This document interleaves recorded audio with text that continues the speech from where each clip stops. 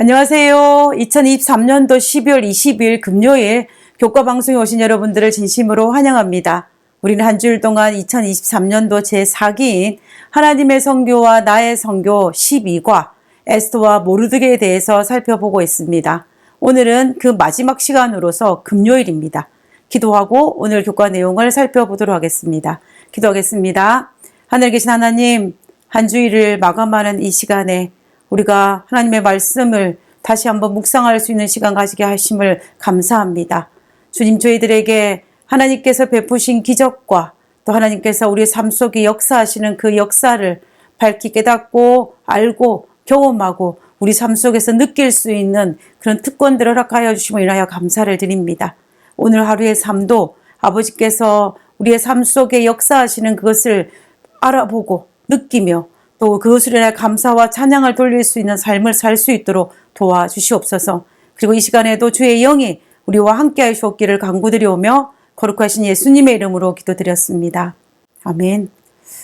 우리는 한 주일 동안 에스더와 모르드게를 통하여서 이방 문화 속에서 하만으로 인하여 위기와 어려움을 겪지만은 그 겪는 과정 속에서 이 모르드게와 에스더가 어떻게 신실한 신앙인의 모습을 드러내는지, 그리고 그 기도로 말미암아 하나님께서 개입하셨고 그 개입으로 어떤 반전이 일어나고 있는지를 우리가 살펴보았습니다. 오늘은 마무리하는 시간으로서 더 깊은 연구를 위한 시간입니다. 오늘은 에스더서와 요한계시록 13장을 연결하면서 에스더 속에 담겨져 있는 이 종말론 사상에 대해서 한번 생각해 보는 시간을 가졌으면 좋겠습니다. 우리는 보통 종말론 사상을 담고 있는 책을 꼽는다며 다니엘서와 요한계시록을 꼽을 것입니다. 그러나 구약에서 에스더 역시 종말론 사상을 많이 담고 있는 책이 바로 에스더서입니다. 그래서 우리는 보통 에스더서를 종말론적인 관점에서 이 에스더 사건을 바라보는 것이 굉장히 중요합니다. 그렇기 때문에 단순히 에스더서를 바벨론의 포로로 잡혀갔던 어떤 고아인 에스더가 페르시아 왕후가 되는 어떤 신데렐라 이야기로 보면은 안 된다는 것입니다. 우리는 유대인 출신인 한 여인이 페르시아 왕후가 된 이야기를 다루고 있다고 생각할지는 모르지만, 그러나 실제적으로는 이 아말렉 족속이 유대민족을 멸절시키고 했던 그 역사적인 과정을 통하여서 우리가 마지막 때에 사탄이 하나님 믿는 백성들을 어떻게 하려고 하는지, 그때에 우리가 어떤 자세를 취해야 할 것인지를 알 수 있는 그 사건이 바로 에스더 사건입니다. 그렇기 때문에 이 에스더 사건은 마지막 때에 일어날 선악의 대쟁투에 사탄과 하나님 백성 사이에 일어날 사건들의 하나의 축소판으로 보는 것이 현명한 성경을 바라보는 관점이라고 볼 수 있다는 것입니다. 우리가 에스더에서 유대인 모르드게와 그리고 아말렉 족속 하만과의 싸움이 있었다면 그 마지막 때에는 요한계시록에서 예언하고 있는 것은 하나님 백성인 남은 자손과 여자의 남은 자손과 사탄의 후손이 어떻게 선악의 대쟁투를 이루는지를 요한계시록에서 설명하고 있는데요. 그것이 고스란히 이 구약에서 에스더 사건에서 재현되고 있는 것을 볼 수가 있는 것입니다. 그러면 이제 요한계시록 12장 17절에서 마지막 때 여자의 남은 자손과 용과 어떤 전쟁이 나는지를 우리가 성경 말씀을 통해서 한번 살펴보도록 하겠습니다. 요한계시록 12장 17절에 있는 말씀입니다. 용이 여자에게 분노하여 돌아가서 그 여자의 남은 자손, 곧 하나님의 계명을 지키며 예수의 증거를 가진 자들로 더불어 싸우려고 바다 모래 위에 섰더라. 하만이 자신이 가진 재물로 모르드게를 포함한 유대인 전체를 멸절시키려고 했던 것과 마찬가지로 용이 하나님의 계명을 지키며 예수의 증거를 가진 자들을 멸절시키기 위해서 바다 모래에 서 있는 그 장면이 바로 요한계시록 12장 17절에 있는 이 모습입니다. 그리고 에스더서에서 하만이 모르드게에게 분노하여 죽이려 했던 메인 이슈가 무엇이었습니까? 그것은 절하는 문제였습니다. 단순히 인사하는 문제가 아니라 경배의 문제였습니다. 하만은 모르드게에게 경배를 받아야만 했고, 그리고 모르드게는 하나님 외에는 그 어떤 이에게도 경배하지 못하겠다고는 그 주장이 서로 대립되면서 분노한 하만과 모르드게 사이에 어떤 전쟁이 일어난 것을 다루고 있는 것이 바로 에스더 사건인 것입니다. 이것이 에스더에 등장하는 메인 이슈가 되는 것을 우리가 볼 수가 있는데요. 그와 마찬가지로 이 요한계시록 13장에서도 용과 하나님의 남은 자손과의 마지막 싸움의 이슈가 뭐냐면 바로 경배 문제입니다. 요한계시록 13장 15절에 보면 저가 권세를 받아 그 짐승의 우상에게 생기를 주어 그 짐승의 우상으로 말하게 하고 또 짐승의 우상에게 경배하지 아니하는 자는 몇이든지 다 죽이게 하더라. 계시록 13장에 등장하는 사탄의 대리자들이 여러 가지 방법을 동원하여서 우상을 만들고 권세를 주는 이 근본적인 이유가 무엇이었냐면은 바로 짐승의 우상에게 경배하기 위한 것이었습니다. 결국 선악의 대쟁투의 핵심이 무엇이었냐면은 바로 이 경배 문제였습니다. 하나님을 경배하느냐 아니면 사탄을 경배하느냐, 이것이 메인 이슈였습니다. 이 경배 문제는 우리가 아무리 타협을 하려고 하여도 타협할 수 없는 것입니다. 다른 말로 하면 우리는 절대로 양보할 수 없는 문제가 바로 이 경배 문제라는 것입니다.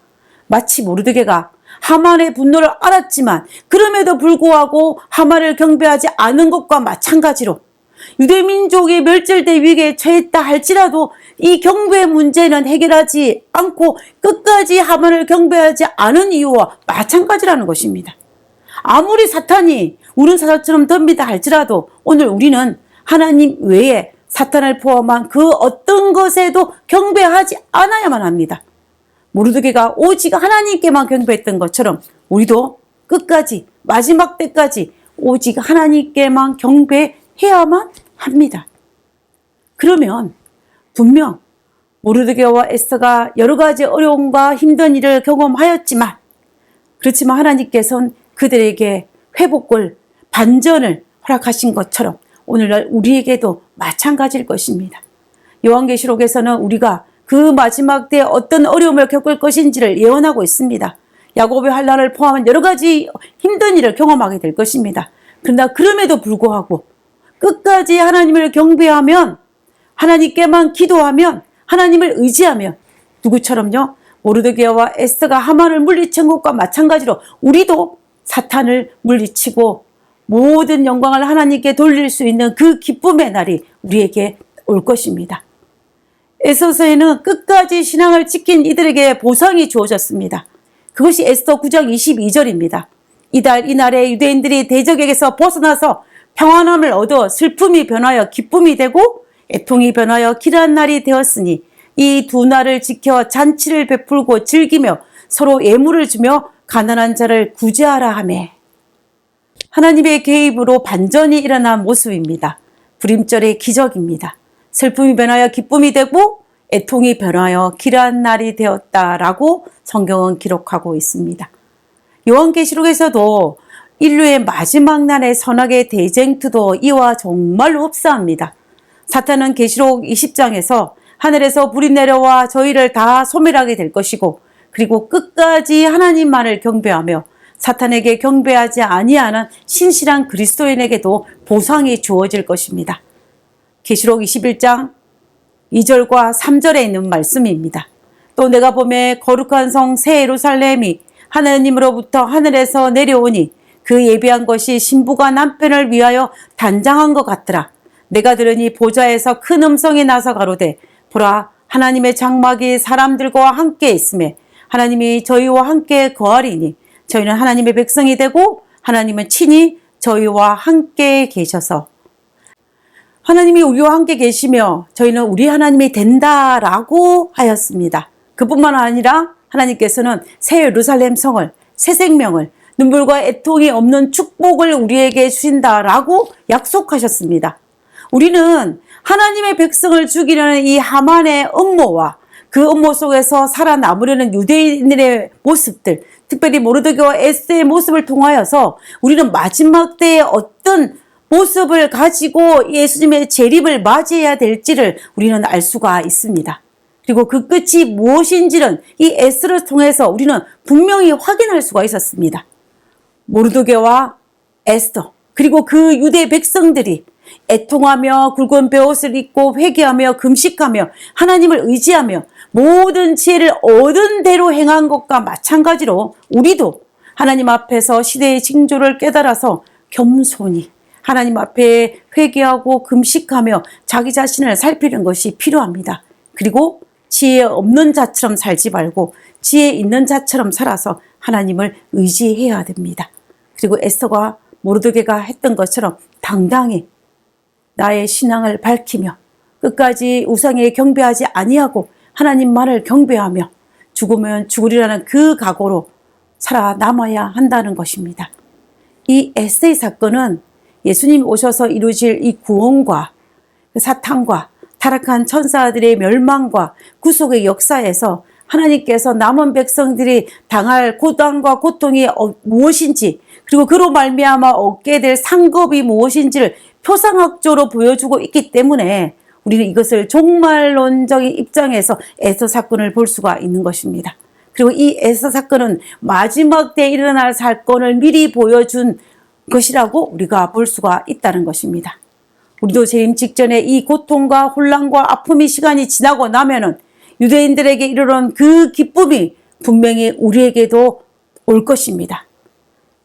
에스더 9장 22절에 이달에 유대인들이 대적에서 벗어나서 편안함을 얻어 슬픔이 변하여 기쁨이 되고 애통이 변하여 길한 날이 되었으니 이 두 날을 지켜 잔치를 베풀고 즐기며 서로 예물을 주며 가난한 자를 구제하라 하며, 슬픔이 변하여 기쁨이 되고 애통이 변하여 축복의 날이 우리에게도 반드시 올 것입니다.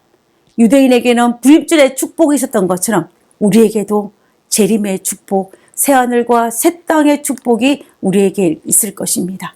그러므로 우리도 그날의 유대인들처럼 자포자기한 심정으로 감정이 이끄는 대로 사는 것이 아니라 하나님의 약속을 구하고 믿고 담대히 살아가야 할 것입니다. 그날의 유대인이 가진 하나님 앞에 그 겸비함이, 하나님께 의지하는 그 마음이 오늘 우리의 삶에도 필요하다는 것입니다. 모르드게의 말처럼 에스더 4장 14절에 이때에 내가 만일 잠잠하여 말이 없으면 유다인은 다른 데로 말미암아 노임과 구원을 얻으려니와 너와 내 아버지 집은 멸망하리라. 하나님께서 유대인을 향한 노임과 구원은 정한 일인데 에스더가 그 구원의 잔치에 포함되느냐 포함되지 않느냐는 누구의 선택이었냐면 에스더의 선택이었던 것과 마찬가지로 하나님께서 우리를 구원하시는 것도 이미 정해진 사건이기 때문에 그 구원의 축복을 누리느냐 누리지 못하느냐는 바로 우리의 선택에 달려있는 것과 마찬가지입니다. 그러므로 우리는 보장된 축복과 승리를 가졌습니다.